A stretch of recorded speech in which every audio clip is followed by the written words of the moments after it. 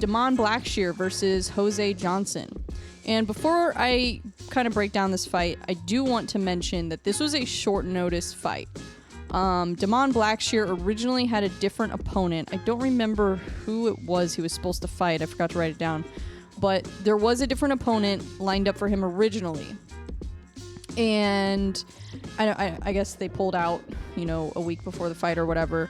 I don't know how long before the fight they pulled out, but they pulled out. So Da'Mon Blackshear needed a new opponent. Jose Johnson stepped in.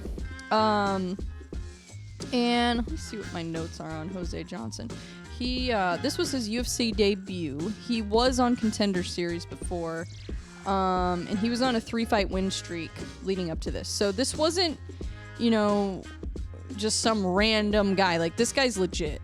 Okay, this guy's legit. Jose Johnson is a legit fighter. This was his UFC debut. He took it on short notice against Da'Mon Blackshear, who has never been finished, was coming off a win, trains at Jackson Wink. So it's like, yeah, I mean, props to Johnson for even taking that fight on short notice. That's, yeah.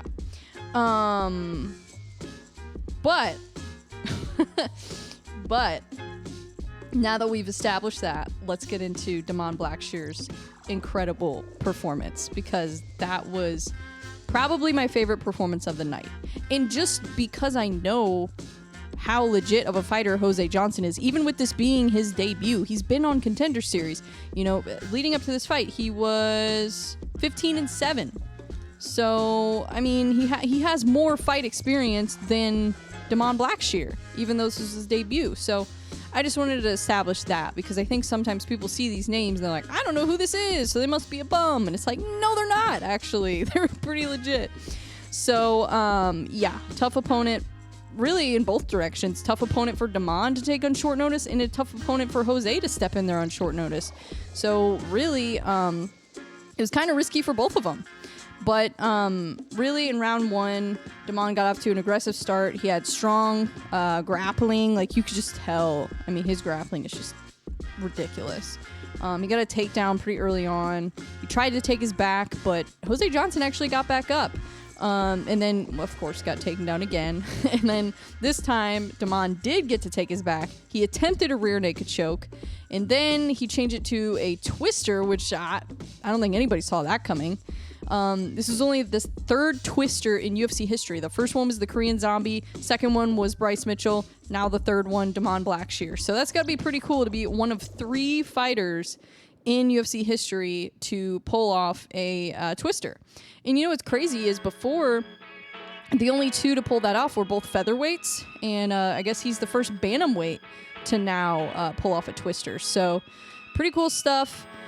But yeah, he basically, what happened was, Jose Johnson, I think he went to throw an elbow, and when he did that, Da'Mon used that to set up the twister, because when you do the twister, it's kind of hard to explain, but you have to get your opponent's arm, like, behind your body. It's kind of weird. So you have to lock up their leg with both of your legs, and then you also have to take their arm and put it behind your back, which is why it's called the twister, because you're basically twisting their whole body. I mean, the name is pretty, yeah. So he ended up using that elbow to trap his arm, and then was able to pull off the twister. It was incredible the way, like, guys, this is such an impressive submission win. It's so impressive what he did. So impressive.